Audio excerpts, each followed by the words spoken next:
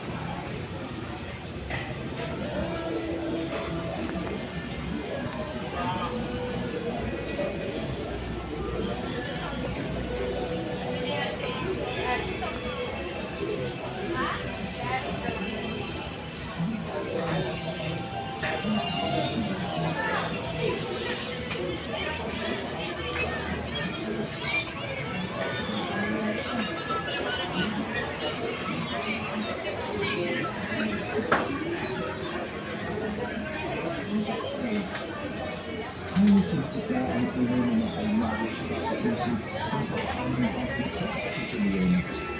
Ang inaasahan nilang maaaring makapagligtas sa nakararami ay tila bumalik sa pagkabata. Para mapiyak ang kaligtasan ng iyon, hindi na lang ang makita nito sa lobby. Hindi nila mga sa iyon. Para bang hindi nito alam na nagpatuloy siya sa paa.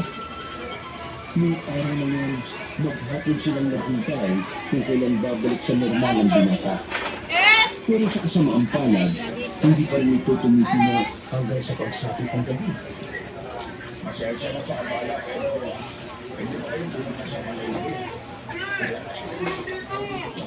Halika dito! Umalis ka dyan, aswang!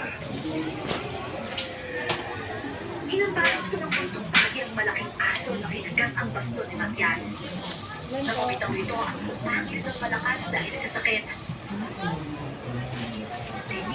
Magkano dito sa pakbit? Dahil sa mga pangontra. 50 ang kilo. Nakita ang abilidad ni Nerian sa makipaglaban. Nakalmot na rin siya. Ganun din ang kuya niya at ako.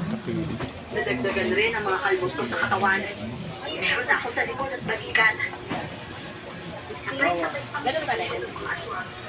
Hindi ko na alam ang aso ng mga pagkitas na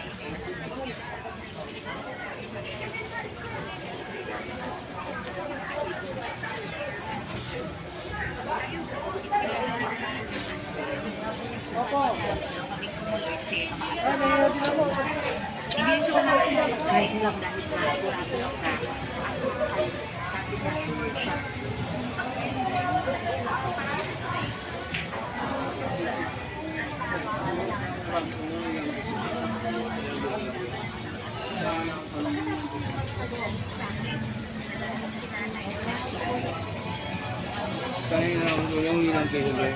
Walang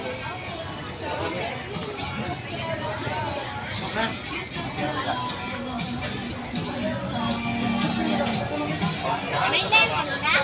Meron po? kalahati lang.